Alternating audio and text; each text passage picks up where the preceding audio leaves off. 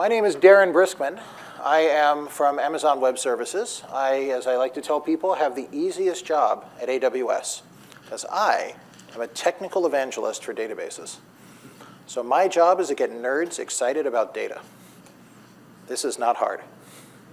So if you're a nerd who thinks data is exciting, this is the right room for you.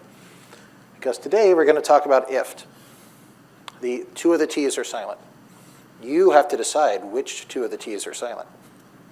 But IFT, which comes from if this, then that, is an organization that does these amazing mashups of apps. And you're going to hear today from Nicholas Silva, who will give in detail about both what IFT does and how it works with ElastiCache and Redis. So I think of Nicholas as one of the code ninjas that these little guys are supposed to represent. Because you know, if you've ever watched a movie, you know that one ninja is an undefeatable ultimate force. And two or more ninjas always lose. So that's why I have Nicholas here alone, because if you're a ninja, you have to avoid your coworkers. But he's going to tell us a lot about how IFT works and how it uses ElastiCache. But first, I get to tell you a little bit about ElastiCache. So how many people here have used ElastiCache? True. And you're all on one side of the room. That's an interesting spread. OK. Well, ElastiCache, for those not familiar with it, even those who are, is a service that's been part of AWS for a very long time. And it started with Memcached. And Memcached is a terrific caching technology. It's still great, but it hasn't really changed much in many years because it's one of those kind of traditional Unix tools that does one thing, which is caching, and does it really well.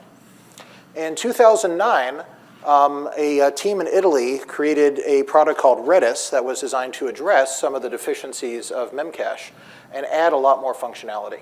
And we're seeing Memcache as by far the most common and popular engine within Amazon ElastiCache. And it does a lot more than caching. We'll talk about that a bit. But I want to say a few words about what makes Redis and Amazon ElastiCache different than getting open source Redis off of GitHub and running it on EC2, which you can do, and that's great. But we do a few things that are different. So like any other Redis, it's an in-memory key value store that's very high performance. Okay, what does that actually mean? The average get or set time for a 4K object, which is roughly our average object size, is about 400 to 450 microseconds, right? Less than half a millisecond. Now, very rarely do people really care about the difference between half a millisecond and 1 millisecond. What makes that speed interesting is in how much throughput you can get. With ElastiCache today, we have customers that have achieved over 4.5 million writes per second and 20 million reads per second on ElastiCache cluster. So we're able to scale to very high throughput. And we can do that because it's in memory. Now, the downside of being in memory is it's all in memory. So your storage is limited to the memory. ElastiCache today, that means you can have up to 3.5 terabytes in our largest cluster. But it runs anywhere from a T2 micro that will hold about 500 megabytes up to a cluster with 15 shards of R3 8 extra large. That's how you get to 3.5 terabytes. But it gives us a wide range. And of course, it's a fully managed environment with no administration. Now, those of you who've ever run your own Redis environment, it's not hard to install Redis. It's not hard to run Redis.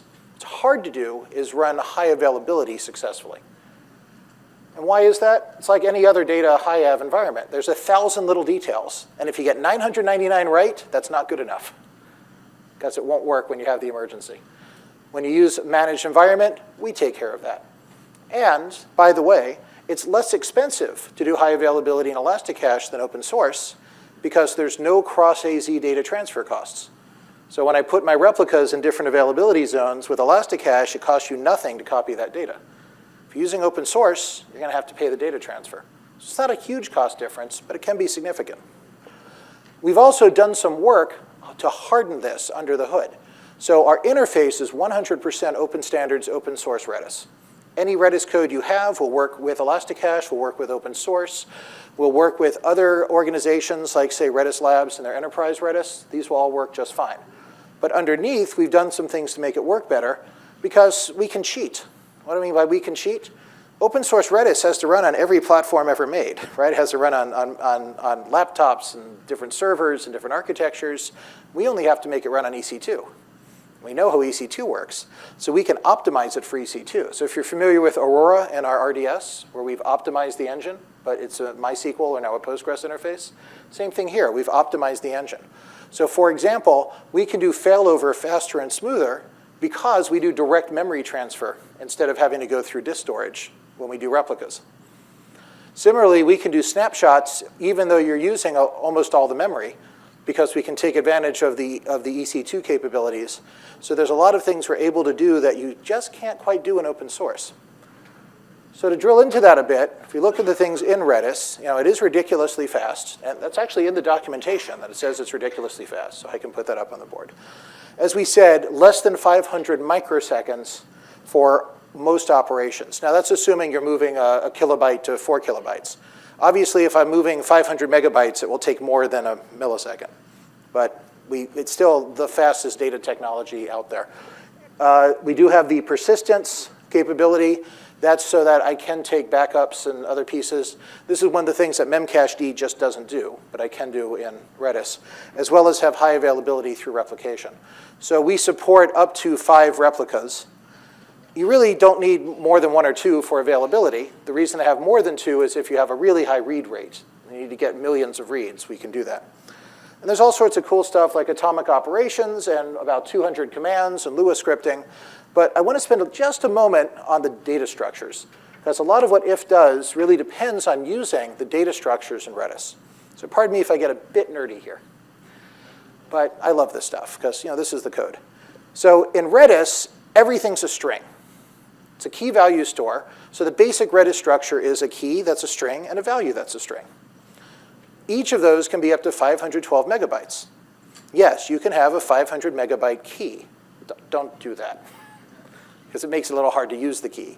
But people commonly do keys that are a couple of hundred or a couple of thousand characters, because I've seen people do things like put an SH1 hash in as the key. It's not human readable, but it's great for code connection and other things, or do compound keys like user : something, session : something, and be able to do these complexities. And then what's cool about Redis, it's not typed. Everything's a string, but Redis is smart enough to figure that out. So Redis can look at a string that's 7639 and go, oh, I know that's an integer. And then we'll increment it or decrement it or do other math operations. And it's a binary safe string. So that string could be an image. It could be a JPEG file or a PNG file or something else, or a movie file. The only limit is 512 gig, 512 meg. But if you have something in the gigabyte phase, you can chop it into pieces. And a lot of people do that. Another data type is a hash.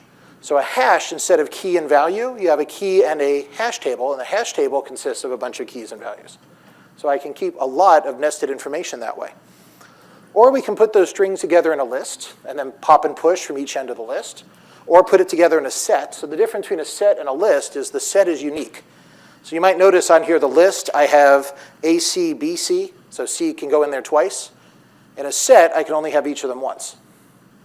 Sets in this are ordered in the way you put them in. A sorted set is really useful, and IFT will talk a bit about how they're using that. Because a sorted set, each of the items in the set has a score. And it's always kept in the order of the score. So let's say you're running a game and you want to know who are the top 10 players. Well, if I'm keeping player names and scores, it's 100 microseconds to pull out those top 10 players. Or if you're a lousy player like me, but I want to know, so I'm probably player 1,370,000 in the ranking, but I want to know who's 1,369,000 so I can knock them off. Also, one call to find my rank and another call to find, say, the 5 ahead of me and the 5 behind me. So really easy. It's more than gaming. E-commerce will use this. What are my top selling products today?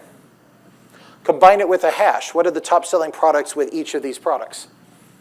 And then link those up. So I can use these data types in a lot of interesting ways.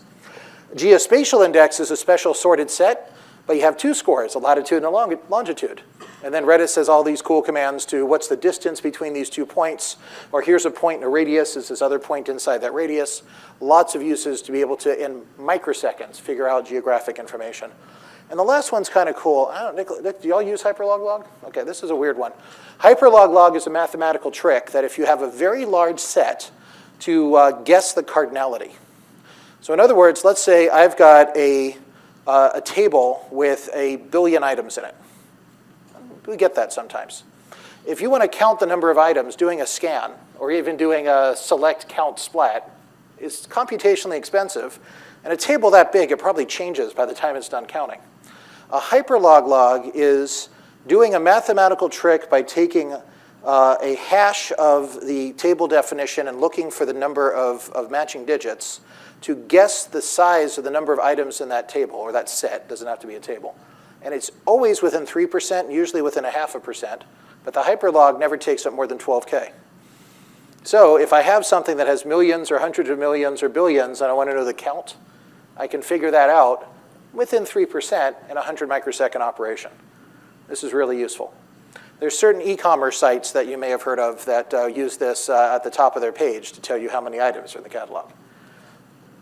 Now, Redis was originally written by a team in Italy, as I mentioned. The head of that team, who still contributes to the project, Salvatore Sanfilippo, who online goes by Anti-Res, has the great catchphrase that learning Redis is the best half hour you can spend in your career as a developer.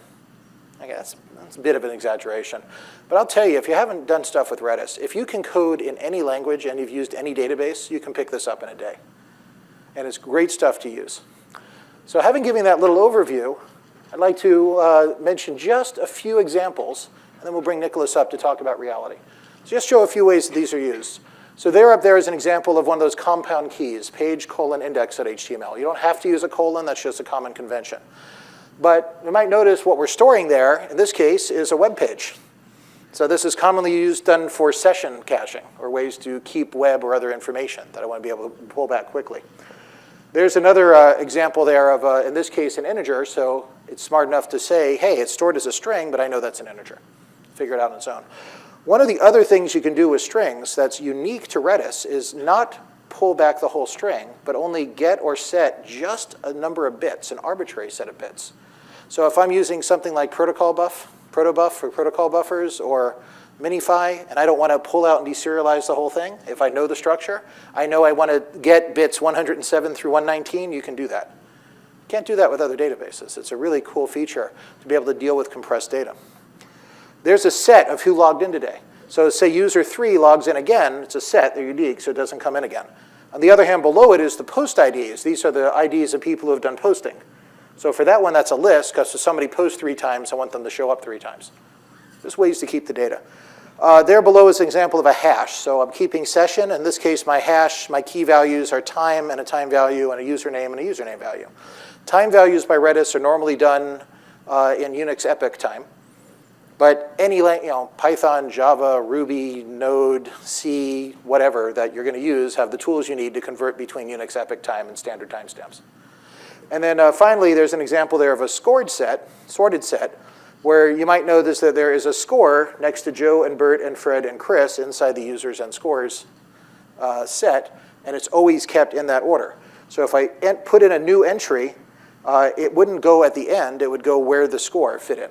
So it's always kept in order. That's how I can pull it back so quickly.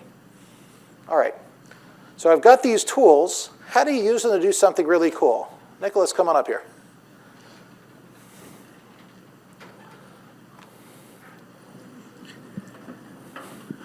Thank you, Darren. That was really interesting. My brain was going. I feel like there's some things that we could actually improve about our systems with some of those things. So if you're not familiar with IFT, our tagline right now is one connection, countless possibilities. We allow users and developers to create what we call applets. Oracle has given up the word. Firefox is deprecating Java applets in the browser, I think, in February, so we snatched it. Here are some examples. You can connect your hue lights to your location, your Facebook photos to an iOS photo album or a Box account, and pretty much anything that you can think of. Developers can also write even more complex functionality, and we just released what we're calling a maker tier where you can build access to this functionality yourself. I've prepared a little bit of a demo. We're going to try and see if it works because conference Wi-Fi. This has been pretty great, but you never know. Every attendee got an Echo Dot, and Alexa, the Alexa service is one of our partners, and we enable a lot of skills that are not actually native. So just by connecting to IFT, you can enable pretty much anything that you can dream of with our 360 partners. So, okay, let's try it. Alexa, find my phone. Oh, okay. Alexa, stop. Alexa, trigger find my phone. Sending that to it. It was the word trigger that I had forgotten. And so that's not a native skill that Alexa has. And it's actually calling my phone and will leave a voicemail that I can customize. So you can actually, if you've lost your phone somewhere else, you can actually have the voicemail say something to the person that theoretically finds your phone. Really neat. We have over 43 million applets that have been created, over 9 million users on our platform, 360 services, as I mentioned. We run applets over 1 billion times per month. And that doesn't even include times that applets didn't have fresh data or errored out because of authentication information or something like that. So those are just active applet runs. And we have over 80 million service activations, essentially OAuth login information for people's connected services. Or if it doesn't require authentication, just an unauthenticated connection. We run in one region, 4 availability zones, over 300 spot instances that run all the recipes. I talked about that yesterday in a different session. Over 60 ElastiCache nodes, and 1 DevOps engineer. Hi, guys. I'm going to talk about 2 different ways in which we use ElastiCache today. One I'm calling applet optimization. You saw the slide. I leaked it a little bit. And then also the way that we store our applet logs. So digging right into it, applet optimization. Applets consist primarily of triggers and actions, and if you're familiar with IFT from the last 6 years, it was 1 trigger to 1 action. If this, then that.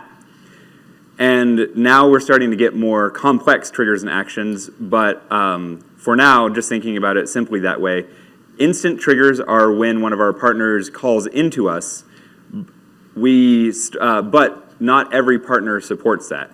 So we strive for as little delay as possible, but you have to resort to polling in a lot of cases. Even with instant triggers, you have to resort to polling in case you missed one of the notifications from the partner. You still want to be able to make sure that you can check that new data was there.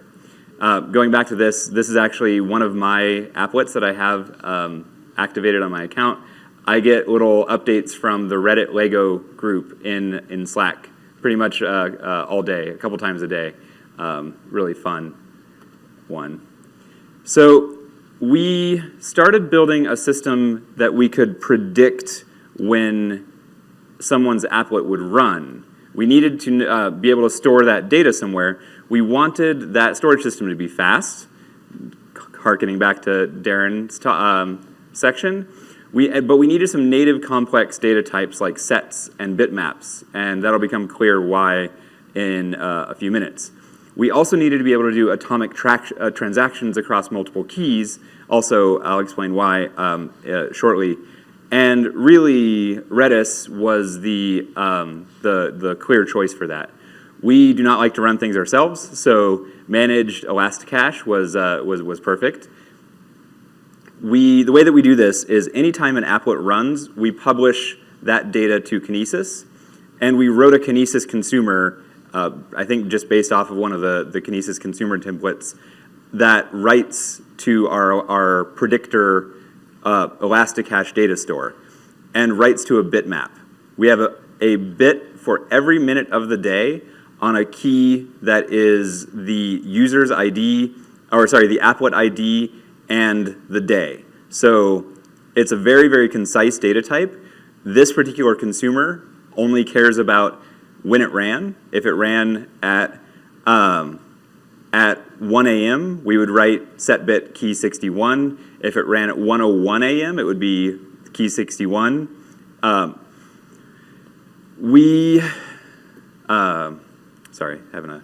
So it's very concise structure.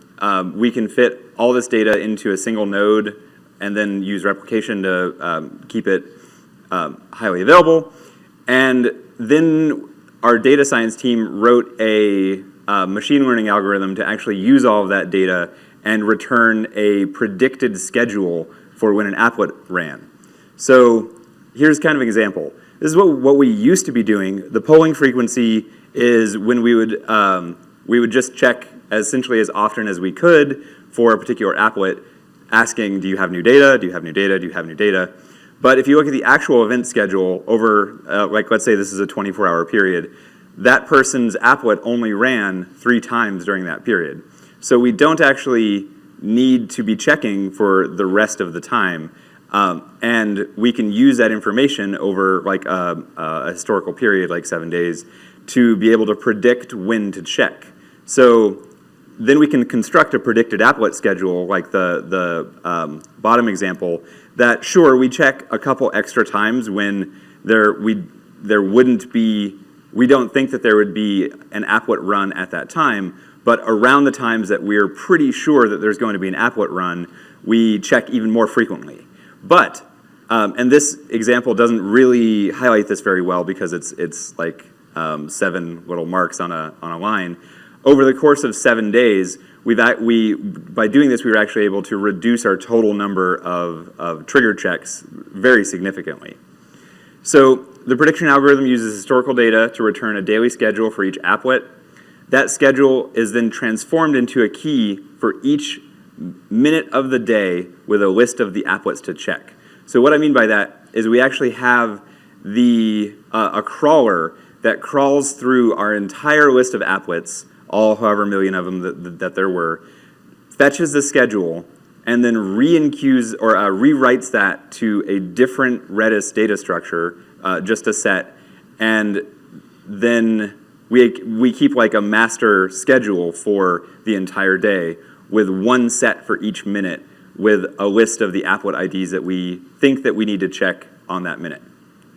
Then our applet check enqueuer, a lot of jargon, just gets to read the entire schedule for that minute and enqueue those applets to be checked, and it's goes on to the next one at the next minute. So we don't have to go through our database all the time checking to see which applets need to be run.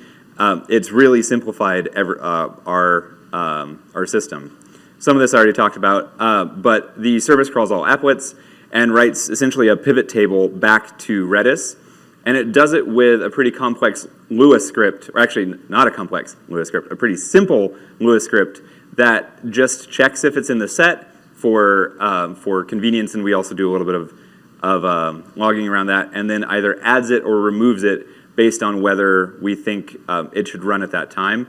And this is kind of just always crawling through our database and updating the schedule going forward. And as I said, instead of having a bitmap of the day with 1440 bits, we have 1440 sets for the day, one with each minute. So over this, we've seen a significant reduction in our average polling frequency and a significant reduction in the average delay between when data occurs on a new service or an event occurs on a new service or on one of the services and when that applet runs.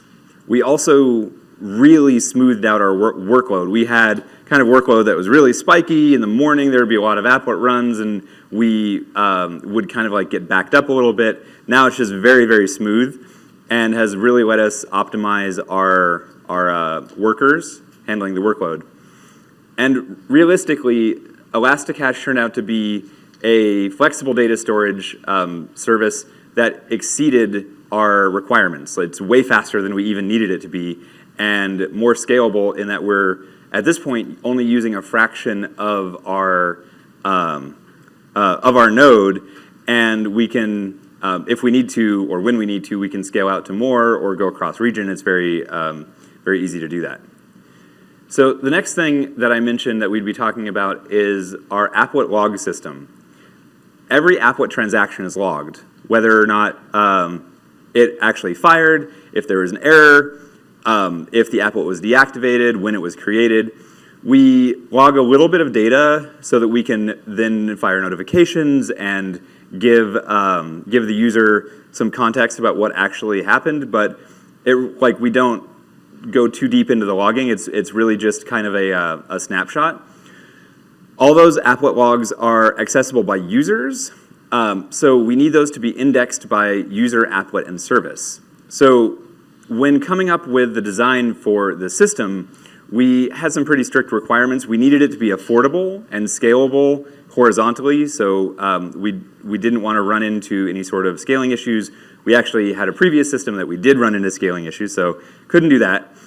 We wanted a good user experience when displaying those logs, and what I mean is that we wanted them to show up quickly, and if someone's navigating around their account, that they wouldn't see long page load times or anything like that.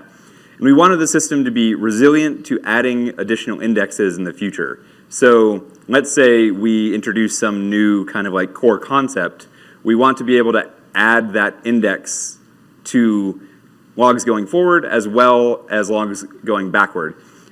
I don't say future-proof because we know that it's going to take some work to do something like that, so I came up with future resilient. Going forward, it's really easy to add an index in the system that we developed, but we know that it would take work to kind of like go back and re-index. So again, theme, Kinesis, we publish all of the data to Kinesis, and since we're doing just one publish, the consumer for applet optimization consumes the same data stream as the consumer for applet logs. That Kinesis consumer simultaneously writes chunks of data to S3, so it'll actually batch up a customizable batch size of log items and then write it as a chunk so that we're not doing like tens of millions of puts to S3, which would be pretty cost ineffective. And then also writes indexes to ElastiCache. So as I said, we can add indexes going forward, and then it will just continue to work, and then we can re-index going backward with an elastic MapReduce job or something that we haven't written yet. So when we want to read those logs, all we have to do is look up the index in the ElastiCache, say on the applet ID, fetch the chunk locations on S3, and then read data from S3 and then create kind of like the last 10 entries or the last 100 entries, or however far you want to go back. Reading from S3 can be slow sometimes, even if you're reading entries in parallel across different chunks. We're also parsing like however big the chunk size is. Like it can get pretty time consuming, and when I say time consuming, I mean I'm talking about like milliseconds. It's still really fast, but if someone is navigating around the site, we don't want them waiting hundreds of milliseconds to read for our service to read a whole bunch of stuff off of different locations on S3. So we actually cache recent reads back into ElastiCache, that just as kind of like a simple key value store. The indexes keep the most recent X items. So if we're looking at our indexes being 100 items, that X would be 100.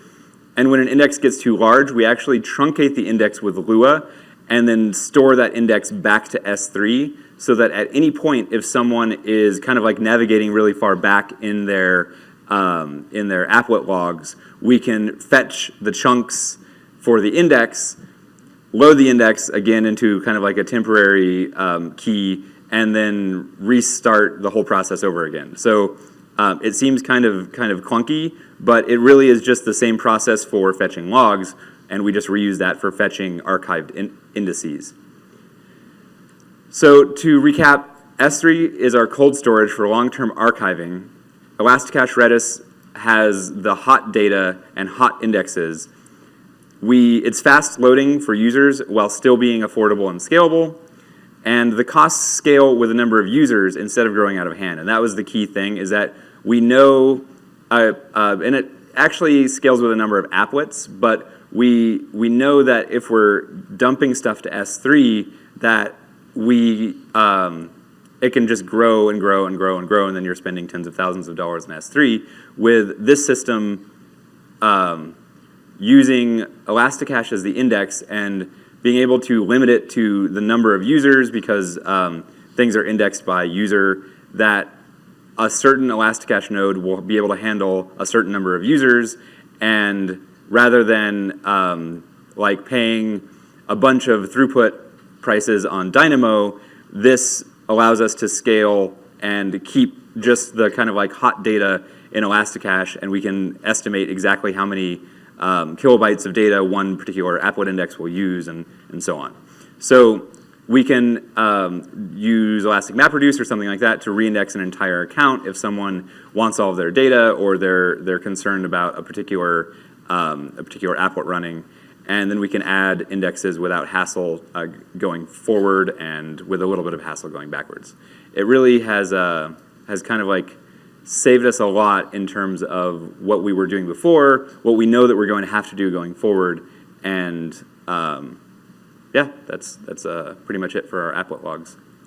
So I'm going to hand it back to Darren, and we can wrap up. We are. Well, first is the thing that we need to ask you, which is very important at every session at reInvent. So please fill out your evaluations. Because if you haven't figured this out yet, after you've filled out evaluations, it unlocks the swag. So you can go by the swag counter and get stuff. Other than that, does anyone have any questions? If so, please go to one of our microphones and let us know what you'd like to know.